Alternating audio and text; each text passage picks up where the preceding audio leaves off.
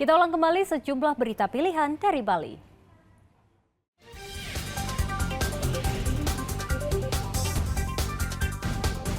Jembatan penghubung desa Pejing dengan Pejing Kangin jebol diterjang banjir.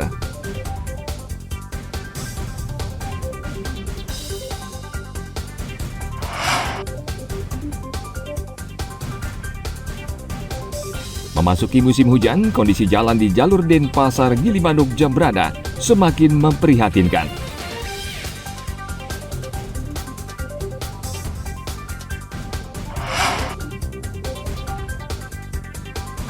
Memasuki libur Natal dan Tahun Baru, objek wisata Desa Penglipuran ramai dikunjungi wisatawan.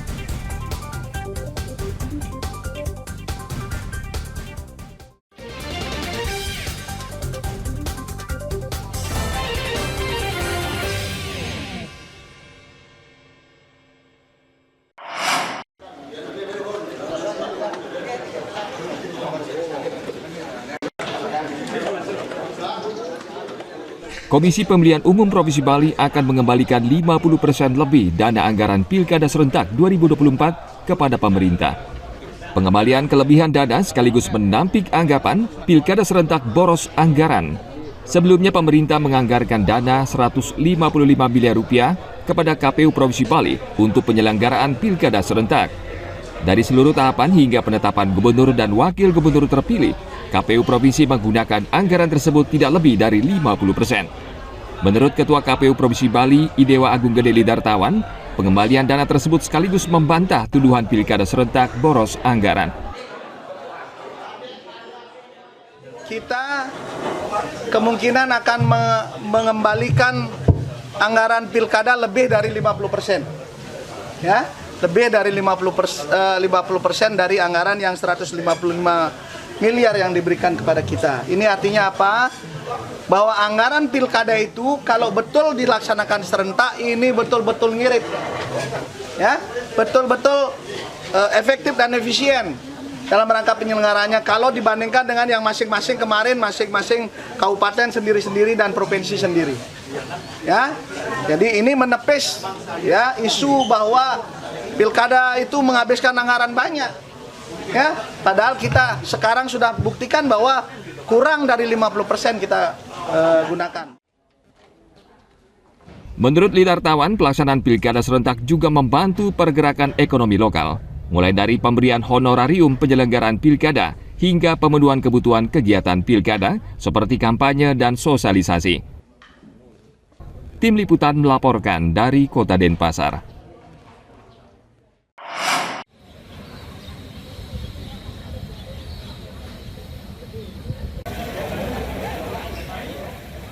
Sekitar 1.600 pegawai non-ASN di lingkungan pemerintahan Kabupaten Bangli akan mengikuti seleksi pegawai pemerintah dengan perjanjian kerja atau PPPK paruh waktu.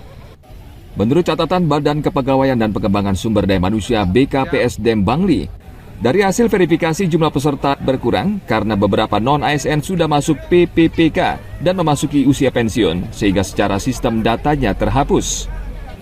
Untuk memastikan proses berjalan lancar, BKPSDM Bangli melakukan sosialisasi kepada non-ASN yang masuk database terkait proses dan cara mendaftar melalui sistem aplikasi sscsn.bkn.go.id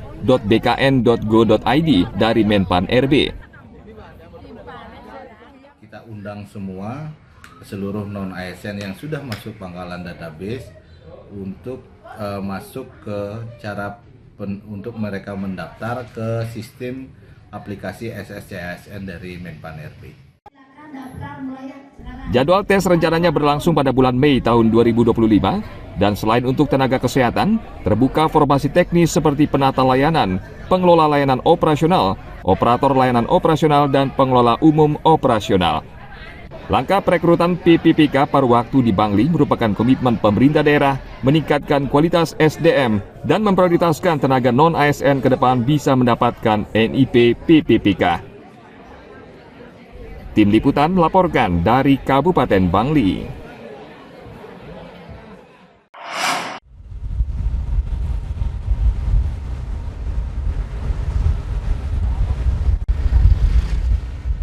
Kementerian Kependudukan dan Pembangunan Keluarga, Kemenduk Bangga, akan menggunakan aplikasi berbasis kecerdasan artifisial atau artificial intelligence untuk meningkatkan pelayanan dan edukasi kepada masyarakat.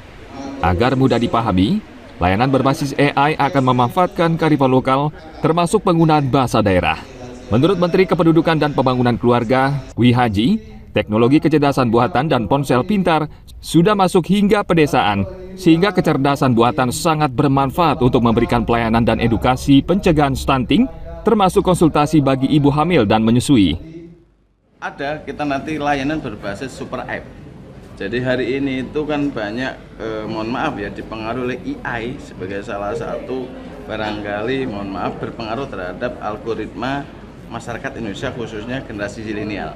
Maka kita bikin program yang berbasis AI untuk bisa memberikan edukasi kepada masyarakat Indonesia khususnya yang melek teknologi dan nanti basisnya kultural dan lokal, sehingga tidak dibawa dari cara-cara Jakarta dibawa ke cara-cara daerah. Kita pakai cara-cara baru. Ada fasilitas konseling Pak di sana? Oh, bisa. Nanti tinggal ngomong aja saya mau apa, nanti dijawab di handphone. Nanti ada, sudah hampir jadi, tapi lagi kita tata dengan ya pelan-pelan, karena datanya kan kita masukkan, itu yang jawabkan data. Pemerintahan Presiden Prabowo Subianto menugaskan Kemenduk Bangga BKKBN sebagai tim pelaksana percepatan penurunan stunting sesuai Perpres nomor 72 tahun 2021. Kementerian ini juga menyediakan informasi karakteristik keluarga untuk melengkapi data terpadu kesejahteraan sosial. Tim Liputan melaporkan dari Kota Denpasar.